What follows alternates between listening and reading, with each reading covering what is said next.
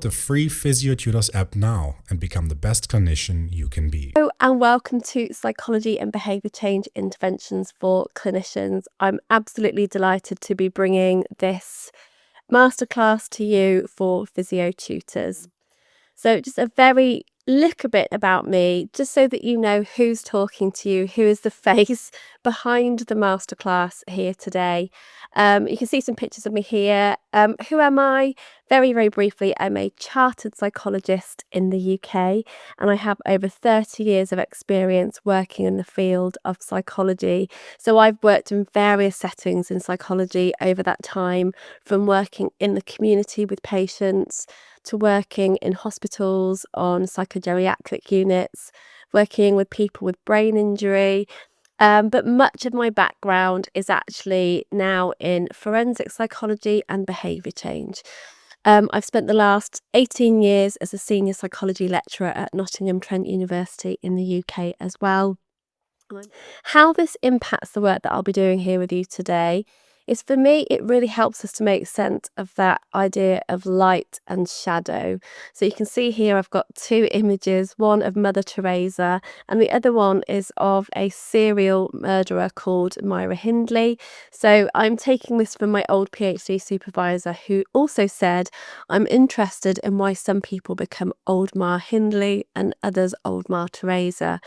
And what this really represents is this motivational spectrum of behaviour, where some people are very much drawn to that light and drawn to that positive behaviour and positive functioning, and other people are seemingly sucked into the shadow. So the more negative behaviours that we see, and we certainly see those in forensic psychology.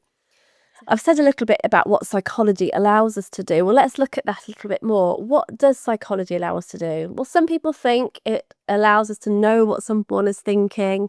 Maybe even by understanding psychology, we can predict someone's behaviour or know exactly why they do things or say silly things. I've just said here at the bottom, as you can see, maybe we even know why people lie and cheat.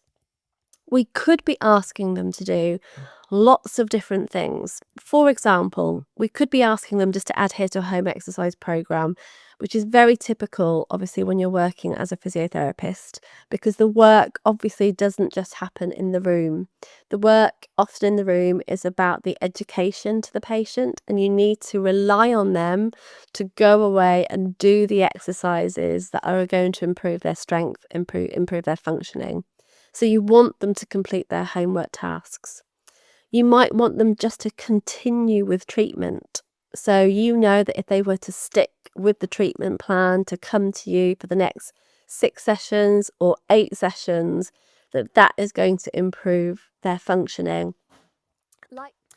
Now, as we're being asked to make changes, it's just important to note that humans are processing a lot of information at any one time.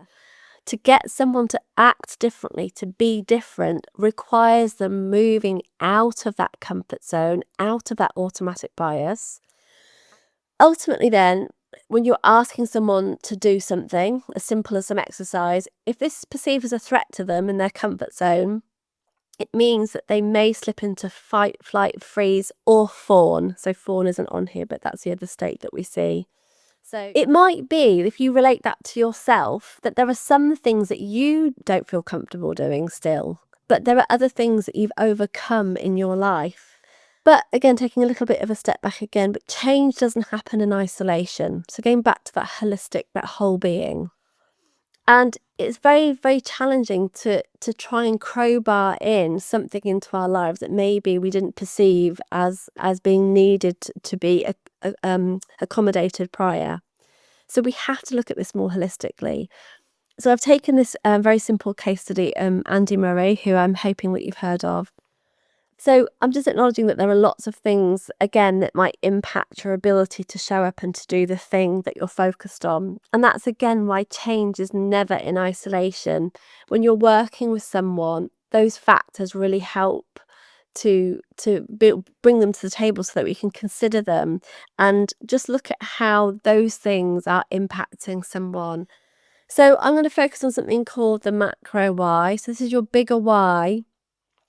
just for a second. So your bigger why is this bigger reason of why you're here. So we don't need to really focus on that in our clinics. So let me give you an example in practical terms and you can see what this looks like.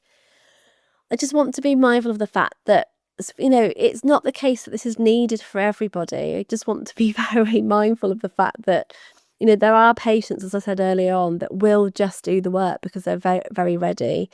And sometimes you see people kind of work from this ready, fire, aim model. They're not aiming before they do the work. And just getting someone to do something has a time and a place.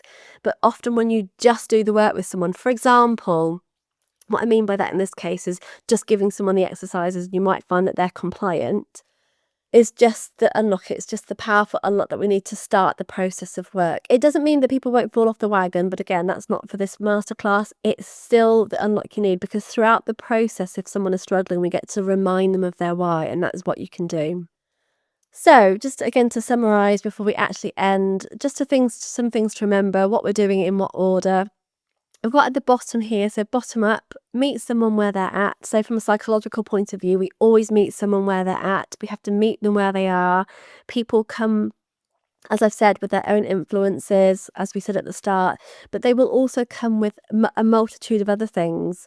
If they're injured, for example, and that's why they're seeing you, they come with their trauma, they come with their injury, they come with their thoughts, they come with a particular mindset and experiences. So we must always meet someone where they are at and honor where they are at that time.